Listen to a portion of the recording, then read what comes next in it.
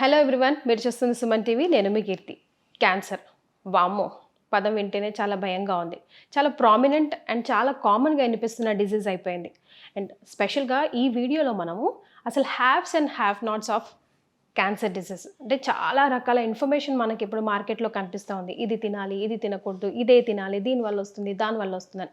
ఈ వీడియో ద్వారా మీకు గన్ షాట్ ఆన్సర్ దొరుకుతుంది. బికాస్ నా ఎదురుగుండా కూర్చున్నారు ప్రముఖ ఆంకాలజిస్ట్ డాక్టర్ మోహన్ వంశీ గారు. నమస్తే సార్. నమస్తే అండి. సార్, మన వీడియోస్ కింద కమెంట్ చేశారు సార్ ఒక క్వశ్చన్ అడగమని. ఆ క్వశ్చన్ మిమ్మల్ని అడగాలనుకుంటున్నాను. అంటే అసలు ఈ మధ్య సిమ్టమ్స్ లేకుండా అసలు చాలా వరకు కేసులు ఎక్కడో 100లో ఒకరికి ఇలా అవుతుందమ్మా అనుకునే కేసు ఏ సిమ్టమ్స్ లేకుండా, అసలు ఫర్ ఎగ్జాంపుల్ లివర్ క్యాన్సర్ తీసుకున్నాం అనుకోండి, దానికి పర్టికులర్ సిమ్టమ్స్ లేకపోతే పర్టికులర్ పేషెంట్కి సిగరెట్ ఆల్కహాల్ కన్సప్షన్ ఎక్కువ ఉంటే అందుకే వచ్చిందయ్యా బాబు నీకు క్యాన్సర్ అని. కానీ ఇవేవీ లేకున్నా కూడా he is ending up cancer. Just ఏదో టెస్ట్ చేసుకుందాం, ఫీవరిష్గా ఉంది, ఎంతో డల్గా ఉంది అనుకుంటే క్యాన్సర్ 4th స్టేజ్ అని చెప్తున్నారు. ఎందుకు ఇలా జరుగుతుంది అని డాక్టర్ గారిని question. Cancer is a silent killer. ఏ రకమైన సిమ్టమ్స్ కలిగించదు క్యాన్సర్. అందువల్ల ఎవరు రారు. నోట్లో పుండు ఉంటుంది, నొప్పి కలిగించదు. పెరుగుతూ ఉంటుంది, నొప్పి కలిగించదు. బ్లడ్ వస్తుంది, నొప్పి కలిగించదు. వైట్ అండ్ రెడ్ ప్యాచెస్ ఉంటాయి, నొప్పి ఉండదు.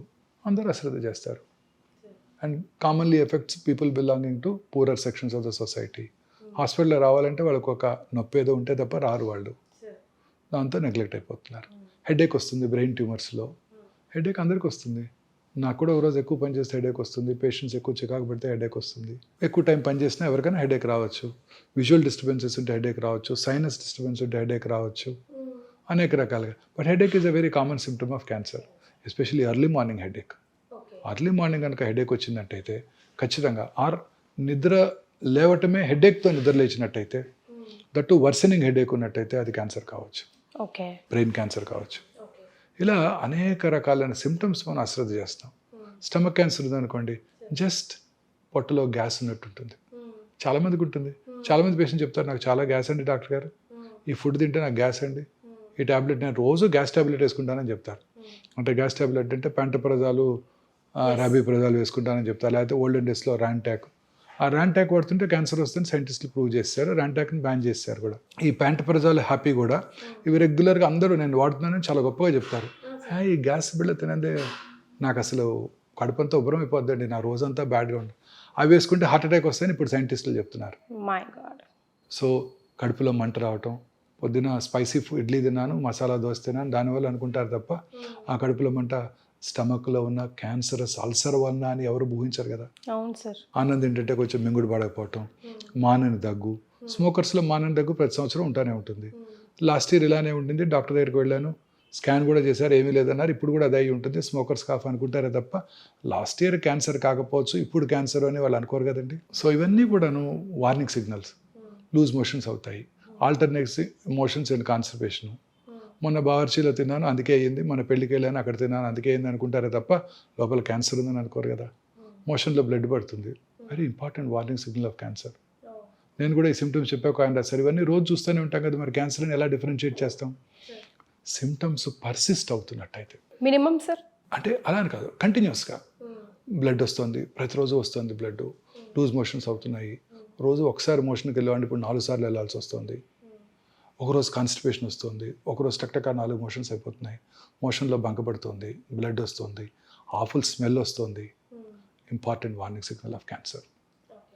Any deviation from our routine habits, మలమూత్ర విసర్జన అలవాట్లో మార్పు రావటం. అలాగే క్యాలిబర్ ఆఫ్ ద స్టూల్ తగ్గింది, స్టూల్ ఈ సైజులో వస్తుంది, క్యాలిబర్ తగ్గి టూత్ పేస్ట్ లాగా బయటకు వస్తుంది. There could be an obstructing rectal cancer. Rectal tumour ఉన్నప్పుడు ఫీలింగ్ ఆఫ్ ఇన్కంప్లీట్ ఎవాక్యుయేషన్. మీరు మోషన్ ఫ్రీగా ఒకరోజు పాస్ చేశారనుకోండి పొద్దున్నే, you will have some very good satisfactory feeling ఉంటుంది కదా, చాలా హ్యాపీ ఫీల్ అవుతావు. మోషన్ ఫ్రీగా పాస్ చేసినా ఆ ఫీలింగ్ లేదు, లోపల ఇంకా మోషన్ ఉన్నట్టుంది. That is a very important warning signal of rectal cancer. అంటే ఆ ట్యూమర్ మన బ్రెయిన్ ట్యూమర్ని మోషన్గా పర్సీవ్ చేస్తుంది. ట్యూమర్ ఉంది రెక్టంలో, what does brain think? Brain doesn't know whether it's a tumour or a motion, solid motion. It still thinks there is some motion inside. ఆ ఖాళీ అనే ఫీలింగ్ బ్రెయిన్కి రాదు. అలాగే feeling of foreign body sensation in the throat. ఏదో foreign body ఉంది, మింగాము, ఇంకా కూడా అట్లే ఉంది, that is a very important warning signal of hypopharyngeal cancer. Okay. Voice disturbances, బొంగురు పోవటం, స్మోకరు బొంగురు పోయింది, కోల్డ్ వచ్చింది బొంగురు పోయింది. మొన్న ఒక ఇంజనీరింగ్ కాలేజ్ ప్రొఫెసర్ చూశాను, ఇలా హోర్స్నెస్ వచ్చింది, టీచర్ ఆయన ప్రొఫెసర్ గారు హోర్స్నెస్ రాగానే ఈఎన్టీ సర్జన్ దగ్గరికి వెళ్ళారు. ఈఎన్టీ సర్జన్ గారు పరీక్ష చేసి యాంటీబయాటిక్స్ ఇచ్చారు, కొంచెం రిలీఫ్ ఉండింది, ఈ వాజ్ హ్యాపీ. మళ్ళీ 1 వీక్ తర్వాత మళ్ళీ అలానే వచ్చింది, మళ్ళీ డాక్టర్ దగ్గరికి ఎందుకు వెళ్ళాలి, ఆయన వేసుకున్నాడు అదే మందులు. అట్లా 4 మళ్ళీ ఈసారి మళ్ళీ ఇంకా ఉండింది, ఈ డాక్టర్ గారి మెడిసిన్ మనకు పడలేదని ఇంకో డాక్టర్ దగ్గరికి వెళ్ళారు. ఆ డాక్టర్ గారు ఏం చేస్తారు, మళ్ళీ ఫస్ట్ కదా ఆయనకి, మళ్ళీ ఆయన ఇంకో యాంటీబయాటిక్ పెట్టారు. అలా ఒక 4 వారాలు 5 వారాలు డిలే అయిపోయింది. స్టేజ్ 1 క్యాన్సర్ స్టేజ్ 3 అయిపోయింది. నేను మొత్తం వాయిస్ బాక్సే తీయాల్సి వచ్చింది ఆయనకి. చాలా కామన్ ప్రాబ్లం ఇండియాలో ఇది. ఒక డాక్టర్ గారు మందులు ఇచ్చినా తగ్గపోతే వేరే డాక్టర్ దగ్గరికి వెళ్ళిపోతాం, అది చాలా కరెక్ట్ కాదు. కానీ అంత తొందరగా క్యాన్సర్ అనుకోం కదా. అదే డాక్టర్ దగ్గరికి వెళ్ళుంటే ఆయన ఏమనుకునేవారు, నేను యాంటీబయాటిక్స్ ఇచ్చాను అయినా తగ్గలేదు అంటే లోపలేదో మిస్ అవుతున్నాను, ఎండోస్కోపీ చేసి చూద్దాం అని అనుకునేవారు. ఎండోస్కోపీ చేసి ఉండేవారు, పట్టుకునేవాళ్ళు, అట్లీస్ట్ ఫస్ట్ స్టేజ్లో బయటపడేది. ఇది చాలా కామన్ ప్రాబ్లం అండి ఇండియాలో. ఇది మనం ఒక టెస్ట్ చేసామనుకోండి, కమర్షియల్ డాక్టర్ గారు అనుకుంటారు. మొన్న మధ్య నాకు ఒక మంచి ఇన్సిడెంట్ జరిగింది, నాకు బాగా తెలిసిన ఆయన, కొంచెం స్టమక్ క్యాన్సర్, లేట్గా వచ్చారు. ఏంటండి నేను మీకు తెలుసు కదా, ఏంటి సిమ్టమ్స్ అన్నీ మనకి ఆబ్వియస్గా ఉన్నాయి కదా, ఎందుకు లేట్గా వచ్చారన్న. I was very unhappy and I was very angry. లేదండి నేను గ్యాస్ట్రోఎంట్రాలజిస్ట్ని విజిట్ చేస్తూనే ఉన్నాను, వాళ్ళు పట్టుకోలేదన్నాడు. చూశాను ఆ గ్యాస్ట్రోఎంట్రాలజిస్ట్ ఎవరంటే నా క్లోజ్ ఫ్రెండ్. సరే వెళ్ళిపోయినాక ఆయన ఫోన్ చేశాను, బ్రదర్ ఇలా నేను తిట్టుకుంటున్నాడు ఇప్పుడు అని. Immediately he told me, good nothing to worry. ఏమన్నాను, నేను ఓపీకి వచ్చేసరికి 20 మంది ఉంటారు, ప్రతివాడు ఒకటే కంప్లైంట్, గ్యాసు, కడుపులో మంట. వచ్చిన ప్రతి వారికి నేను ఎండోస్కోపీ చేశానంటే డాక్టర్ గారు పక్కా కమర్షియల్, గొట్టం వేసి 3,000 తీసుకున్నారంటాడు. సో ఫస్ట్ మెడిసిన్స్ రాస్తాను, తగ్గలేదు, రెండోసారి వస్తారు, మార్చి రాస్తాను, ఇంకా తగ్గలేదంటే అప్పుడు ఎండోస్కోప్ వేస్తాను. మనకి ఎంత అనుమానంగా ఉన్నా ఒక టెస్ట్ రాయాలంటే భయంగా ఉంటుంది. ఈ trust between doctor and patients has gone. Why is that happening sir now it is? కానీ చాలా చోట్ల కూడా ఇది ఒక నిజంగా please accept sir. See madam, there are black sheep everywhere, పాలిటీషియన్స్లో కానీ, డాక్టర్స్లో కానీ, లాయర్స్లో కానివ్వండి, జర్నలిస్ట్లో కానివ్వండి. So health is something which you can't afford to mistake. ఒక్క టెస్ట్ ఎక్స్ట్రా రాయాలంటే భయంగా ఉంటుంది, చాలాసేపు కన్విన్స్ చేసి రాయాల్సి వస్తుంది, ఎంతో కన్విన్స్ చేసి రాయాల్సి వస్తుంది. అంటే పేషెంట్స్ దగ్గర కూడా ఇన్సూరెన్స్ లేదు, ఓన్గా పే చేసుకోవాలి, medical cost are going up very very high. All these machines అండి what we import cost us in millions. The Petamar what we brought for the first time, it costed us $4 million, 32 crores. On top of it 38% customs tax కట్టాలి గవర్నమెంట్కి ఇక్కడికి రావాలంటే, ఆ machine ఇండియాకి రావాలంటే. They are prohibitively expensive. మీరంతా కూడా పిల్లలంతా కూడా మీరు 50 to 1 crore ఇన్సూర్ చేసుకోవాలి. రాబోయే మెడిసిన్స్ అంతా కూడా ఇదే కాస్ట్లీ ఉండిపోతున్నాయండి. అంకాలజీలో కాదు, మిగతా వాటిలో కూడా అన్నీ కూడా మోనోక్లోనల్ యాంటీబాడీస్ వచ్చేస్తున్నాయి, టార్గెటెడ్ థెరపీస్ వస్తున్నాయి.